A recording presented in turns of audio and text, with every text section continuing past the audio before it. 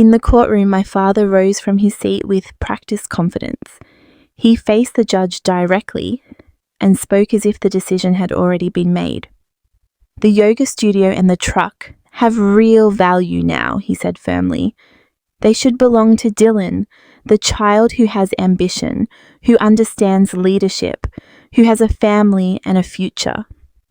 My mother sat beside him, her lips curling into a soft smile. She gave a few restrained claps, polite and approving, as though this was nothing more than a formality. I sat alone at the defendant's table, fingers locked tightly beneath the polished wood, feeling the weight of every stare in the room. To them, I looked finished. The quiet daughter, the obedient one, the one who never fought back. No one noticed the shift in the judge's expression. Judge Ramirez stopped turning the pages of the file. Her hand froze mid-motion. Slowly, deliberately, she lifted her head and looked directly at me. "Miss Thompson," she said, her voice steady but sharp enough to silence the murmurs. "Do you deny what has been stated here today, or is there something this court has not yet heard?" The room went still. My father's confidence flickered for the first time. My mother's hands froze in her lap. And in that moment, I knew the version of the story they had carefully prepared was about to collapse. To understand why I was sitting there alone, you have to understand my family from the very beginning. From as far back as I can remember, my role had already been decided, and so had Dylan's. My younger brother entered every space as if it belonged to him. He was loud, charming, quick with a joke, quicker with opinions. My parents called it charisma. "That boy is going places," my father used to say, resting a proud hand on Dylan's shoulder like the future itself had already signed his name. Dylan believed it. He never questioned his right to attention, the best seat, the newest toy, the loudest applause. The world to him was something that naturally bent in his direction. I was the other child. The quiet one.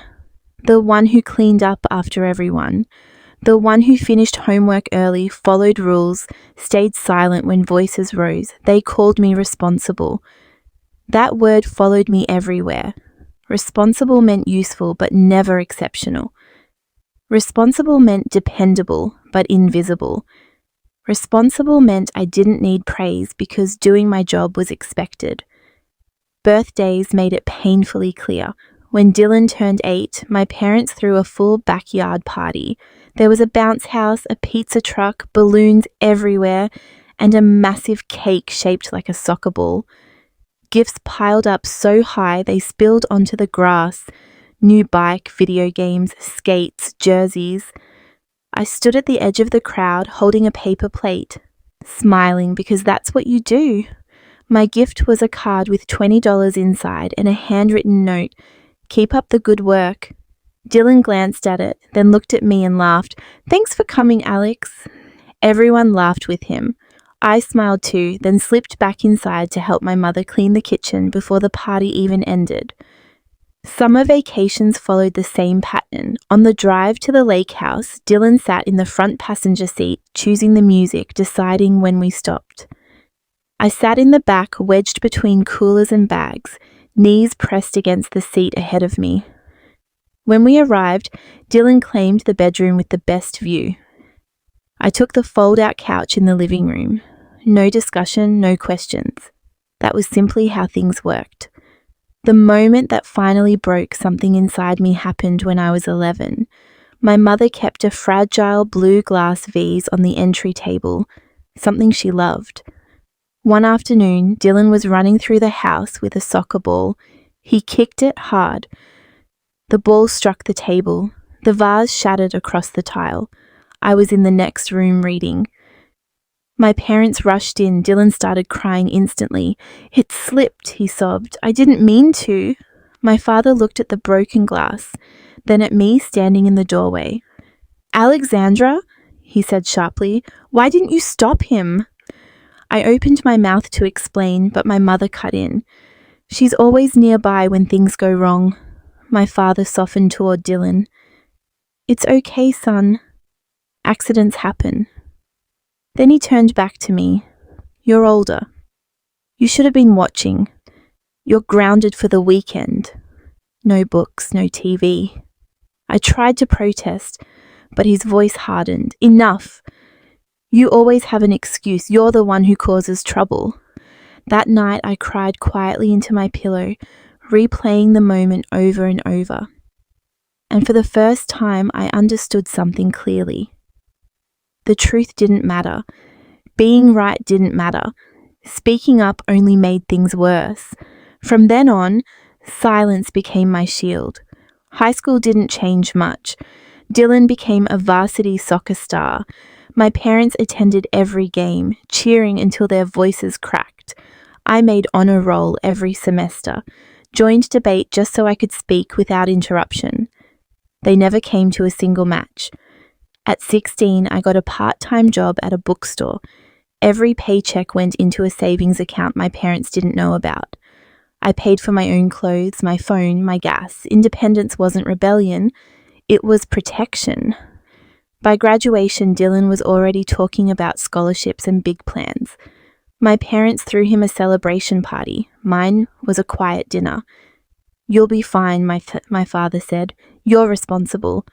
I left for college without ceremony, and for the first time, the house felt quieter.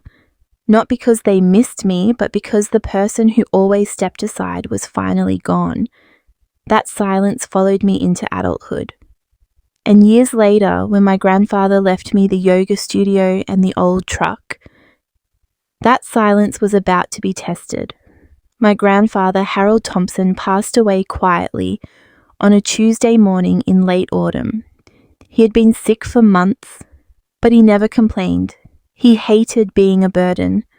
The last time I saw him alive, he pressed an old yellowed envelope into my hands. Inside was a handwritten will, shaky but deliberate, his signature clear at the bottom. Along with it, he gave me a set of keys and the original property deed. "This is yours, Alexandra," he said softly. "You're the one who always showed up." Dylan never did. For more than 30 years, my grandfather had owned a small yoga studio on the edge of town. It wasn't impressive, just a simple brick building with cracked windows, worn wooden floors, and a single open room lined with aging mirrors. Out back sat an old delivery truck he used to haul mats, blocks, and sound equipment to outdoor classes in the park. The place hadn't made much money in years. The heating system barely worked. The equipment was outdated. The parking lot was uneven and cracked. My family dismissed it immediately. "That old place?" my father scoffed over dinner the next evening. "It's barely worth the land it's sitting on. Sell it and split the money." My mother nodded in agreement. Dylan shrugged, uninterested, already changing the subject. I didn't argue. Instead, I took the keys and drove to the studio the following weekend. The door creaked loudly when I unlocked it. Dust floated in the sunlight, pouring through the windows. The mirrors were streaked, the walls dull and peeling. The truck sat in the lot with a flat tire and rust along the edges. But the building felt solid.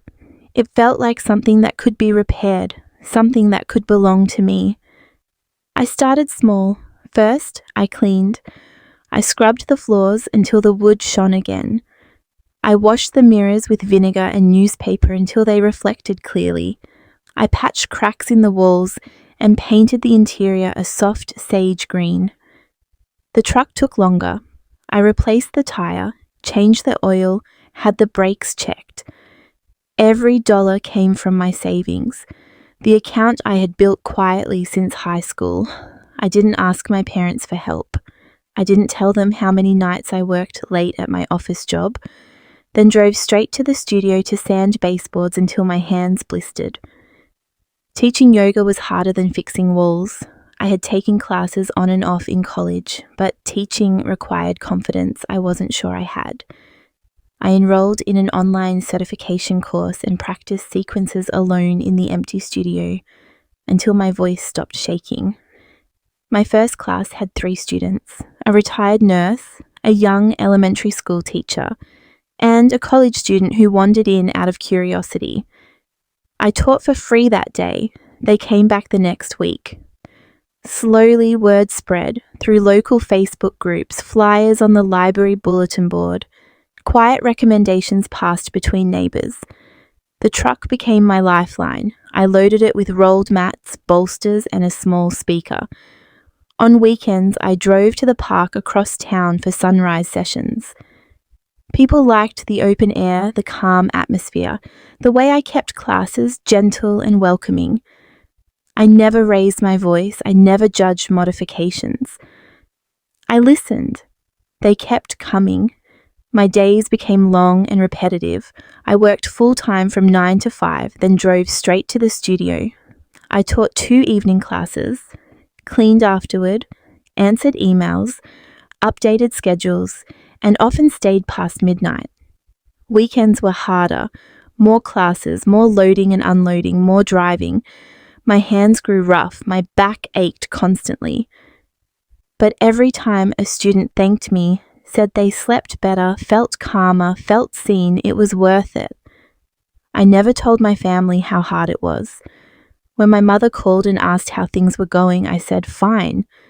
When Dylan texted asking if I needed help, I replied, I've got it. This was mine. Months turned into a year. The studio slowly transformed. New mats replaced the old ones, thick, grippy, soft-coloured. I installed better lighting, a small sound system, shelves for props, and a corner with tea and blankets for after-class relaxation. The truck got fresh paint and new tyres.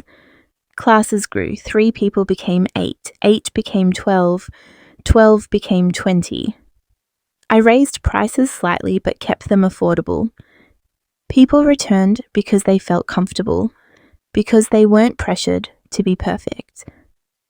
One Saturday morning, after a packed outdoor session, a group of regulars stayed behind. This place feels like home, one woman said. You make it easy to come back. Something shifted inside me.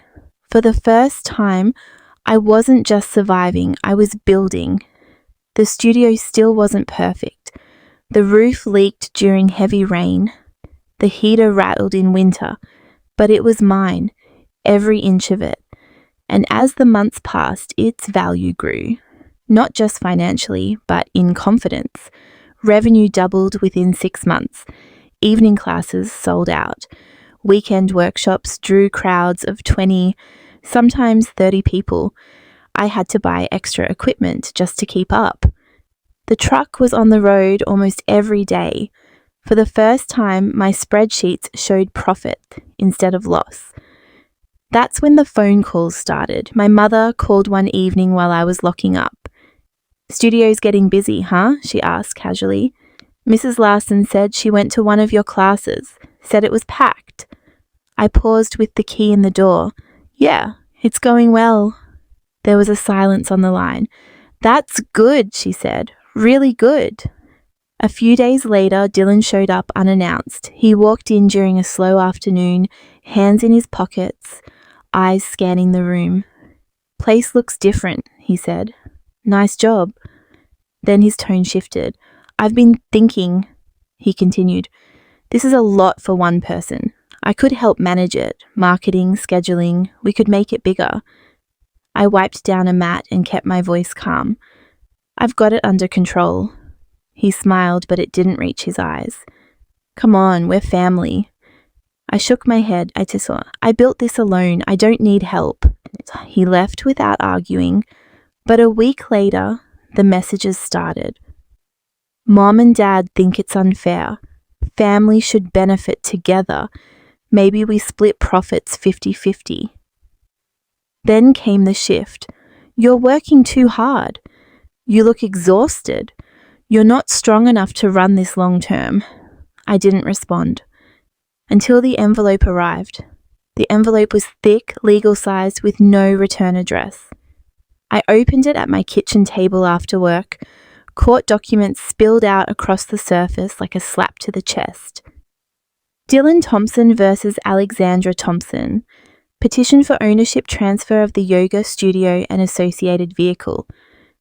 The filing claimed I had verbally agreed to share ownership, then withdrawn due to emotional instability caused by stress and overwork. Attached were affidavits from my father and mother, both stating they had witnessed conversations where I expressed doubt about managing the business alone. They had signed without hesitation. The betrayal didn't make me cry. It made my chest tighten until breathing felt difficult. I had learned long ago that tears didn't change outcomes. I called James Whitaker, a lawyer recommended by a colleague. He listened without interrupting. When I finished, he said, "Now, this case is weak. No written agreement, no financial contribution. We'll fight it." The court date was set 6 weeks later. I kept teaching. I kept driving the truck. I kept smiling at students. But every night after locking up, alone in the studio, I felt the weight of what was coming. Not fear, not anger. Something colder. Resolve. The courthouse felt colder than expected that morning. I arrived alone, carrying a slim folder. Dylan was already there, seated between my parents, dressed sharply and relaxed. My father nodded at familiar faces in the gallery. My mother adjusted her scarf and avoided my eyes.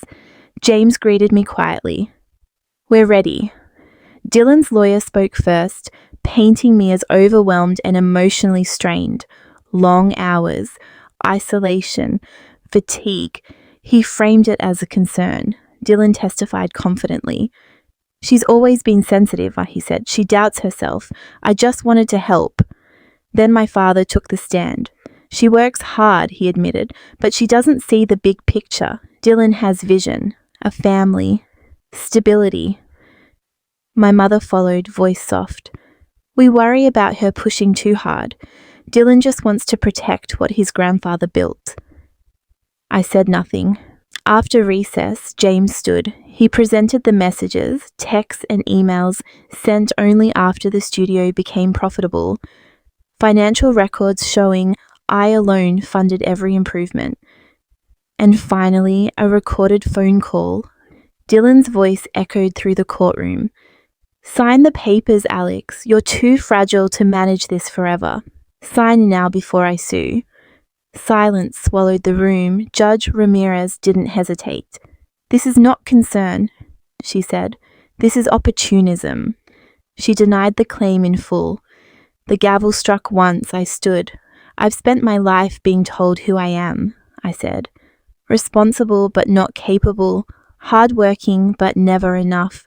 No one noticed until it succeeded. I didn't need protection. I needed to be left alone."